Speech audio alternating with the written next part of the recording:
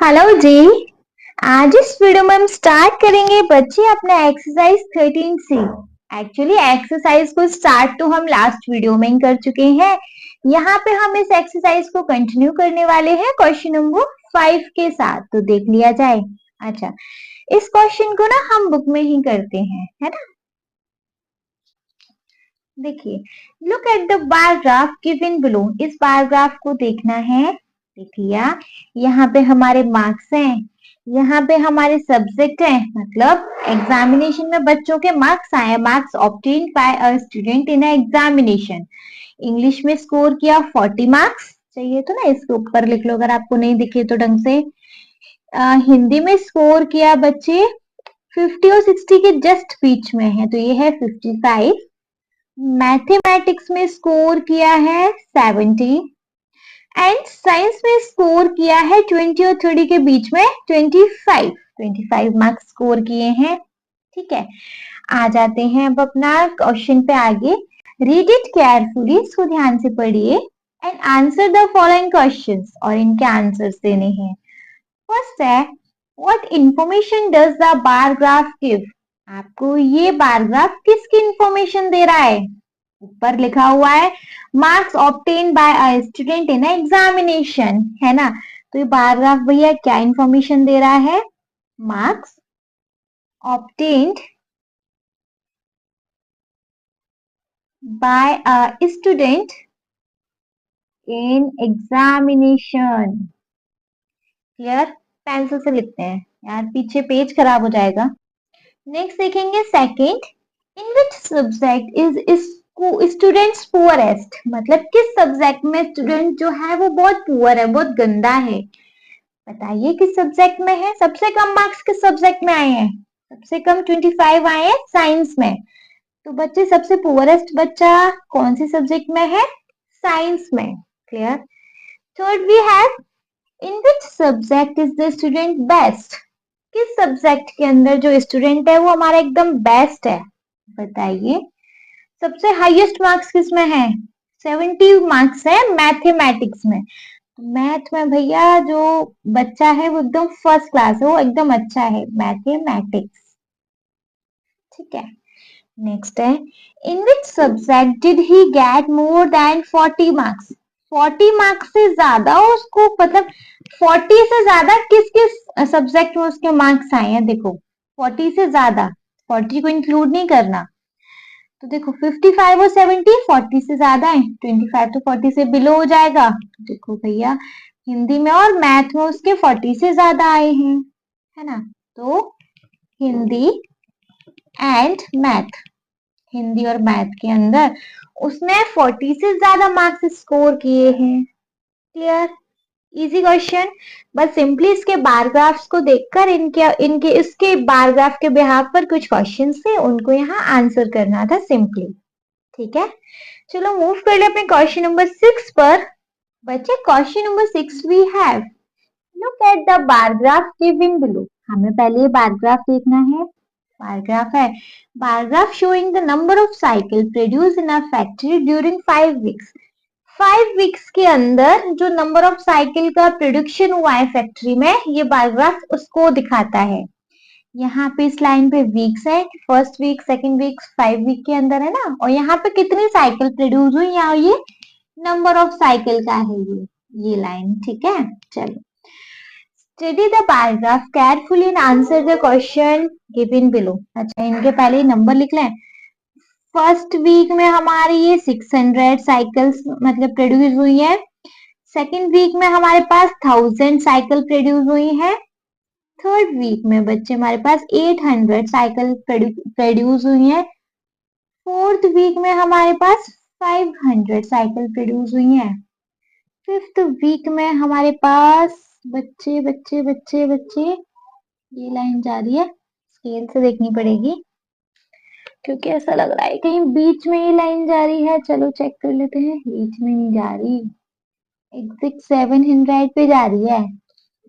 तो fifth week में हमारे पास 700 साइकिल प्रोड्यूस हुई है एक फैक्ट्री के अंदर। फाइन। अब चलो study the biograph carefully and answer the questions given below. हमें इस बायोग्राफ को केयरफुली रीड करना है और उसके बिहाफ पर कुछ क्वेश्चन के आंसर्स देने हैं। जैसे first question we have, in which weeks was the production maximum?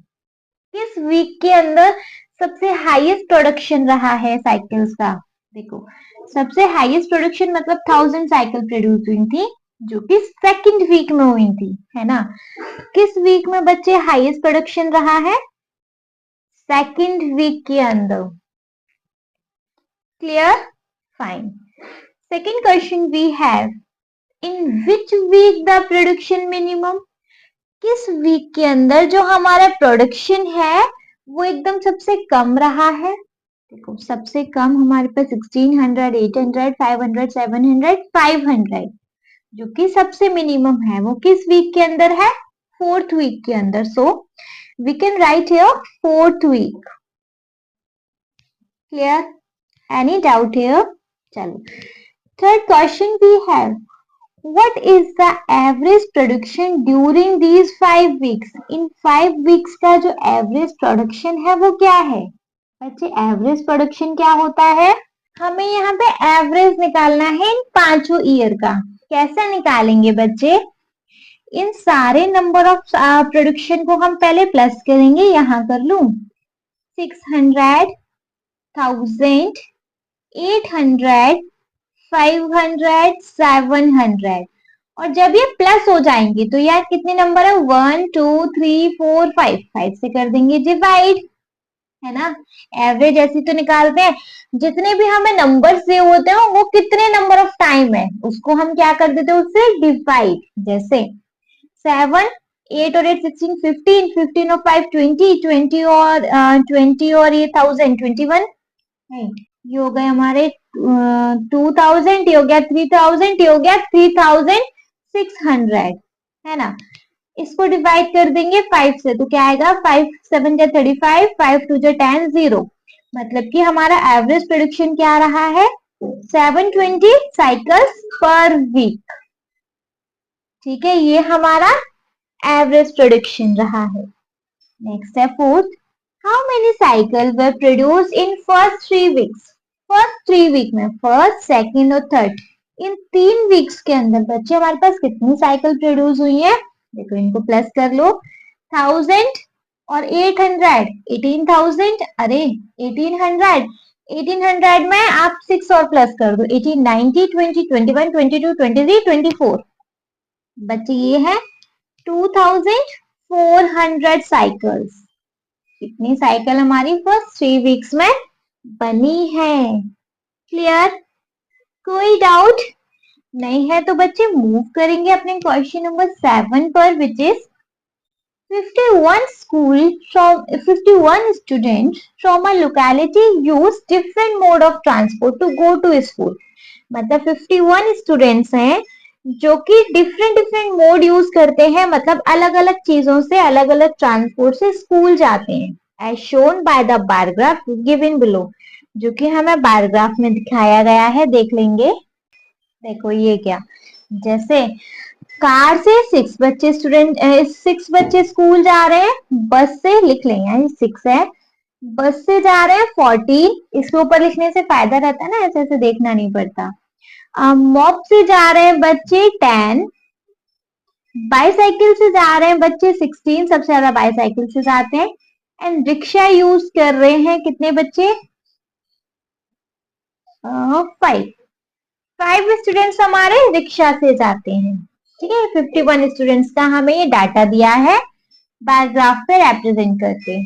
Fine, देखेंगे, look at the given bar graph and answer the questions given below. हमें बार ग्राफ देखना है और अपने क्वेश्चंस के आंसर करना है। जैसे what does the above bar graph show? ये बार ग्राफ बच्चे हमें क्या बताता है? क्या बताता है? Number of student use different mode of transport, modes of transport, different mode of transport, ढंग से लिख लीजिएगा प्लीज आप। ठीक है, सेकंड है which mode of transport is used by maximum number of students? सबसे ज्यादा कौन सा ट्रांसपोर्ट यूज हुआ है सबसे ज्यादा स्टूडेंट के थ्रू? देखो 16 स्टूडेंट, सबसे ज्यादा स्टूडेंट्स ने यूज किया है बाईसाइकिल को, है ना? तो बाईसाइकिल, सबसे ज्यादा स्टूडेंट कौन से मोड ऑफ ट्रांसपोर्ट को यूज करते हैं? ठीक है। So and the third question we have, how many student use bus for going to school? कितने बच्चे बस से स्कूल जाते हैं? दैट मीन्स बस का ग्राफ वी हैव 14, तो 14 स्टूडेंट यूज करते हैं हमारी बस को। Clear? Fourth question we have, how many students of the locality do not use bus for going to school? कितने बच्चे बस से नहीं जाते? देखो बस से कितने जा रहे हैं? 14, टोटल 51 स्टूडेंट्स हैं, तो 51 में से हम माइनस कर सकते हैं 14 को, तो 11 में से 4 गया, कितना बचा? 5 6 7 8 9 10 11 7, 4 में से 1 गया 3, 37 स्टूडेंट्स जो हैं बस को चूज नहीं करते। क्लियर है? ठीक है, कोई डाउट नहीं है ना? एट क्वेश्चन देखेंगे बच्चे। Question number 8 we have, in a survey of 60 family of a colony, एक कॉलोनी का जब सर्वे किया 60 फैमिलीज का, the number of member in each family was recorded, तो हर जो फैमिली के जो नंबर्स थे उनको रिकॉर्ड किया गया, ठीक है। And the data has been represented by the bar graph, और जो डाटा है वो बार ग्राफ के अकॉर्डिंग, मतलब बार ग्राफ पे रिप्रेजेंट किया गया। देखो कैसे, ये है हमारी नंबर ऑफ फैमिलीज, ठीक है, ये है हमारी नंबर ऑफ फैमिलीज, ठीक है, और ये क्या है उनके नंबर ऑफ मेंबर्स, ये है हमारे नंबर ऑफ मेंबर, ठीक है। जैसे अब नीचे देखेंगे, read the bar graph carefully and answer the following questions. भैया इस बार ग्राफ को केयरफुली रीड करना है और उसके बिहाफ पे इन क्वेश्चंस के आंसर देने हैं। जैसे first we have, what information does the bar graph give? ये जो इंफॉर्मेशन है, मतलब क्या इंफॉर्मेशन बार ग्राफ आपको देता है? बार ग्राफ में क्या इंफॉर्मेशन दे रहा है बताओ? सर्वे ऑफ 60 फैमिली, यहाँ तो 25 का ही है, लेकिन एनीवे सर्वे ऑफ फैमिलीज, ये आपको क्या इंफॉर्मेशन दे रहा है बच्चे कि कितनी फैमिली में भैया कितने नंबर ऑफ मेंबर हैं? तो सर्वे किया गया 60 फैमिलीज का, ठीक है। How many families have 3 member? ऐसी कितनी फैमिलीज हैं जिसमें 3 मेंबर्स हैं? चेक किया जाए, देखो 3 मेंबर वाली फैमिली है ये, तो ये जा रही है बच्चे 10 पे, तो 10 ऐसी फैमिलीज हैं जिनके अंदर की 3 मेंबर्स हैं। 10 फैमिलीज ऐसी हैं जिनमें 3 मेंबर हैं, करेक्ट। चलो थर्ड है, how many couples have no child? कितने कपल ऐसे हैं जिन पे कोई बच्चे नहीं हैं? देखिए बच्चे, कितने कपल्स ऐसे हैं जिस पे कोई बच्चे नहीं हैं? तो यहाँ कपल मतलब 2 मेंबर, तो ये जो 2 मेंबर वाला जो सर्वे है ये 5 पर है, मतलब 5 फैमिली ऐसी हैं जिनमें बच्चे नहीं है। होते तो यहाँ हस्बैंड वाइफ के अलावा यहाँ और भी कोई आता ना, जैसे इसमें एक बच्चा होगा, इसमें एटलीस्ट 3 होंगे, इसमें 2 तो कपल ही हो जाते हैं हस्बैंड वाइफ, फिर बाकी अलावा उनके बेबी या कुछ और होंगे। तो कितने कपल ऐसे हैं जिसके पास चाइल्ड नहीं है? कपल मतलब जोड़ा, 2 मेंबर के अलावा उस घर में और कोई मेंबर नहीं है, तो ऐसे कितने हैं? 5। तो 5 फैमिलीज ऐसी हैं बच्चे जिनके पास कोई भी बेबी नहीं है, कोई चाइल्ड नहीं है, ठीक है। चलो fourth we have, which type of family is the most common? कौन सी जो फैमिली है वो बिल्कुल बहुत मतलब कॉमन फैमिली है? देखो ऐसी कौन सी फैमिली है जो कि बहुत कॉमन देखने को मिलती है? मेनली क्या रहता है? हस्बैंड वाइफ, एक बेबी बॉय, एक गर्ल बेबी, है ना? तो हस्बैंड वाइफ, लड़का लड़की, जो उनके बच्चे होते हैं, तो 4 मेंबर्स की जो फैमिली होती है वो बहुत मोस्ट कॉमन होती है, तो 4 मेंबर। क्लियर है? आया समझ? चलिए, समझ आ गया तो क्वेश्चन नंबर 9 देखेंगे। Given below is the bar graph showing the number of scooters produced in a factory during the first 5 months of a year. एक ईयर के फर्स्ट 5 मंथ का बच्चे क्या बताया गया है कि भैया हर 5 मंथ में, मतलब हर मंथ के अंदर कितने स्कूटर प्रोड्यूस हुए। ठीक है, फैक्ट्री का बार ग्राफ देख लेंगे। देखिए बच्चे, ये है हमारे पास बार ग्राफ। जनवरी में हुए हैं हमारे पास 500 स्कूटर प्रोड्यूस, लिख लेते हैं एक बार। फेब्रुअरी में हुए हैं हमारे पास 1100 स्कूटर प्रोड्यूस। मार्च में हुए हैं बच्चे 800। अप्रैल में हुए हैं बच्चे 1000 एंड मई के अंदर हुए हैं हमारे 1500। ठीक है, जनवरी में 500 स्कूटर प्रोड्यूस हुए हैं, फरवरी में 1100, मार्च के अंदर 800, अप्रैल के अंदर 1000, मई के अंदर 1500। ठीक है, इस टाइप से स्कूटर बने हैं। ठीक, read the given bar graph carefully and answer the questions given below. भैया आपको ये बार ग्राफ को केयरफुली पढ़ना है और इसके बिहाफ पे आंसर्स देने हैं। जैसे फर्स्ट है, How many scooter were produced in a month of March? मार्च में कितने स्कूटर प्रोड्यूस हुए हैं? मार्च में कितने हुए हैं? 800. So 800 scooter produced in the March, है ना। सेकंड है, What was the increase in production in February over the production in January? जनवरी से फरवरी में कितना और प्रोडक्शन बढ़ गया? देखो, जनवरी में 500 थे और फरवरी में 1100 हो गई। कितना ज्यादा प्रोडक्शन हाई हुआ? 11 में से 5 माइनस कर दो। 11 में से बच्चे अगर हम 5 माइनस करें तो कितना हो गया? बताओ। 6 और 5 11 होते हैं, है ना। तो 600 स्कूटर का ये जो प्रोडक्शन हुआ ये हमारा इंक्रीज हो गया। क्लियर? चलो, what was the decrease in production in March in comparison to production in February? मार्च में कितना कम हो गया फरवरी के अकॉर्डिंग? देखो, फरवरी में 1100, मार्च में बचे हुए सिर्फ 800 ही, तो कितना कम हो गया? 8, 9, 10, 11, 300 का प्रोडक्शन कम हो गया, है नहीं। तो यहाँ आ गया बच्चे 300 स्कूटर्स का ये जो प्रोडक्शन था कम हो गया। सिंपल। ठीक है, नेक्स्ट है, in which month was the production minimum and what was it? कौन से महीने में जो प्रोडक्शन है वो सबसे कम है और कितना है? आपको सबसे कम कौन सा दिखाई दे रहा है? 500 का है ना। वो किस में है? जनवरी में। जनवरी में है और कितना है? ये है 500 का, सबसे कम जनवरी में ही है। ठीक है, समझ आ गया? चलो, समझ आ गया तो क्वेश्चन नंबर 10 पे मूव करेंगे बच्चे। क्वेश्चन नंबर 10 भी है, अ डाई वाज रोल्ड 30 टाइम। एक डाई को 30 टाइम रोल किया गया and the number obtain was recorded each time.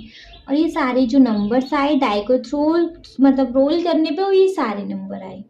Prepare a frequency distribution table using tally marks. हमें फ्रीक्वेंसी डिस्ट्रीब्यूशन टेबल बनाना है टैली मार्क्स को, मतलब टैली मार्क्स के थ्रू, है ना। टैली मार्क्स बनाने हैं उसमें, और उसके बाद हमें ये तीनों पार्ट्स के आंसर करने हैं। कर लेंगे? करेंगे बच्चे।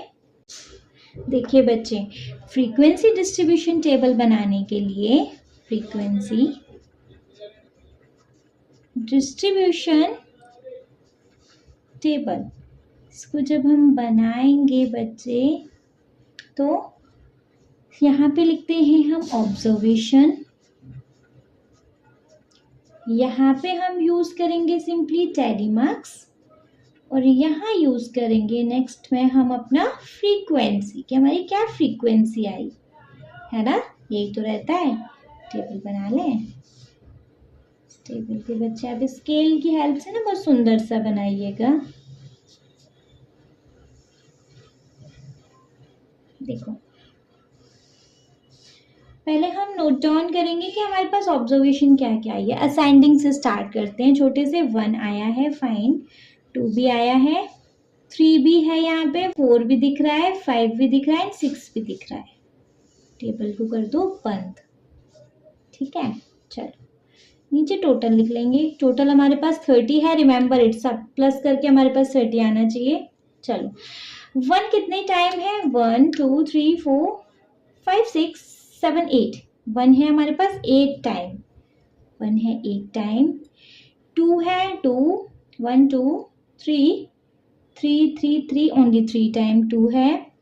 3 है हमारे पास 1 2 3 4 5 टाइम है हमारे पास 3। 4 कितना टाइम है बच्चे? 4 है हमारे पास 1 2 टाइम है 4। 5 कितना टाइम है? 1 2 3 4 5 टाइम है 3, 5 टाइम है 5।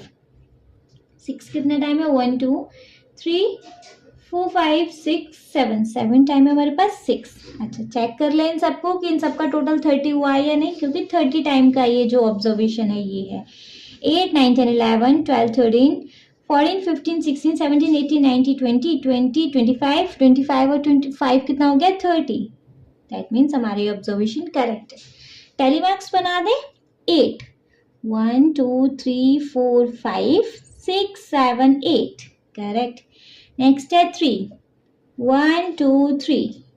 Next we have 5 1 2 3 4 5। फ्रीक्वेंसी से हम टेली मार्क बनाते हैं, ऑब्जर्वेशन से नहीं। 2 1 2। Next we have 5 1 2 3 4 5। Next we have 7, तो 1 2 3 4 5 6 7। ये है हमारा फ्रीक्वेंसी डिस्ट्रीब्यूशन का टेबल। ठीक है, क्वेश्चन पे आ जाओ। Find the number that appeared the maximum number of time. सबसे ज्यादा कौन सा नंबर आया है? 8 टाइम आया है हमारा 1। तो बच्चे कौन सा नंबर आया है? 1। फाइन। नेक्स्ट है find the number that appeared the minimum number of time. सबसे कम कौन सा नंबर आया? सबसे कम आया 2 टाइम। 2 टाइम आया है हमारा 4। सेकंड है 4। ठीक है, थर्ड है find the number that appeared an equal number of time. मतलब वो नंबर है वो उतनी बार आया है। देखो 5 नंबर है, 5 ही टाइम आया है, बराबर टाइम आया है, तो ये है बच्चे हमारा 5। करेक्ट। इसके साथ हो गया बच्चे इस एक्सरसाइज का दी एंड। नेक्स्ट एक्सरसाइज देखेंगे हम in the next video. Okay, I hope ये एक्सरसाइज आपको अच्छे से क्लियर हो गई होगी। इसमें कोई डाउट है तो कमेंट बॉक्स है ना ड्रॉप कर दीजिएगा अपने डाउट्स को। वीडियो पसंद आया तो एक लाइक करिएगा, चैनल को सब्सक्राइब तो ज़रूर ही करेंगे। और आपके लिए वीडियो मतलब आपके जिन फ्रेंड्स के लिए ये वीडियो हेल्पफुल होता है उनको इस वीडियो को ताकि शेयर करिएगा। Okay, thank you so much.